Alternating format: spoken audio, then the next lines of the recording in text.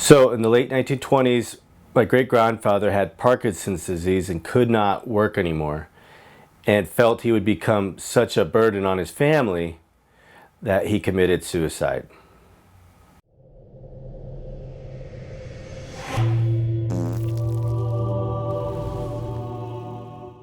I'm four generations, you know, away from my great-grandfather. I never met him. But because he committed suicide, his daughter, who found him having dead, found a note on the outside door. Don't come in. The gas is on. I committed suicide. And this is the late 1920s in a religious town in Michigan. And so she goes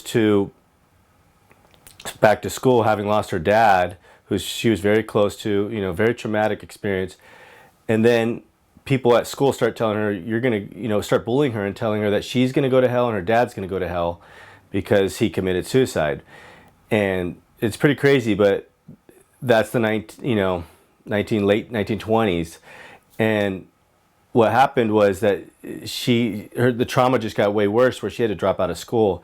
And for the rest of her life, she was always very, very concerned about what people thought of her, what would the neighbors think, that kind of thing.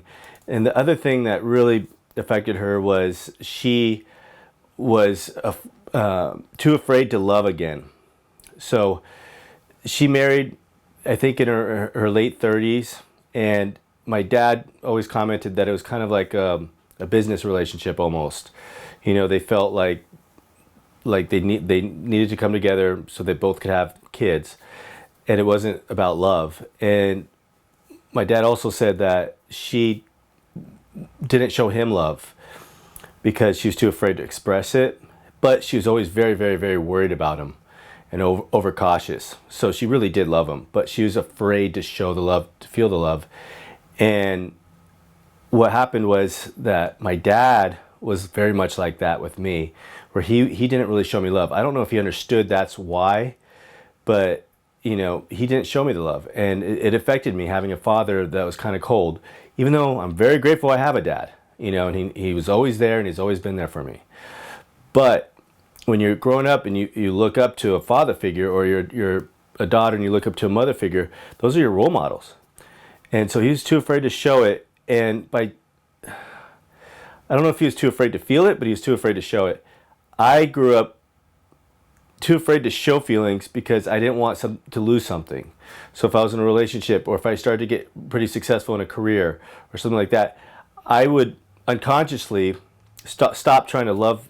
Like I would find ways to try not to love it or show it, or it would just come out of me and I'd freak out, And I had a lot of depression. I had to work it out until I was about 30. I finally, floodgates came open and I was able to work this out and figure this all out. But before then, I didn't think about suicide, but I definitely was depressed. And it's just now that I saw the chain reaction, I'm putting a stop to it, right? Because I don't want my kids, right? I don't want my kids to have those feelings inside them, to have those fears, afraid to really push themselves for greatness, for love, for everything, abundance. So I can't believe I'm crying, but this is why I'm working on myself so much, is because of my kids. And because I want to be happy too, but it's a whole other dimension when you got kids, and it's fixing the family tree is what I'm working on. So I hope to share this story. I hope someone sees it that's been thinking about suicide. I hope if you've been thinking about committing suicide, I hope this is something that stops you.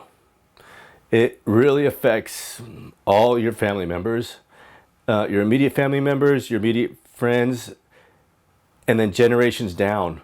In my case, 4 generations down, my great-grandfather still affects me. Okay? So please get help. Find a solution. There is a solution for everything. If you're depressed, there's a solution. Okay? I just read a study that that exercise fixes a lot of depressing thoughts that people have. Regular, consistent exercise. There's other stuff out there, but I hope this story really made an impact on you.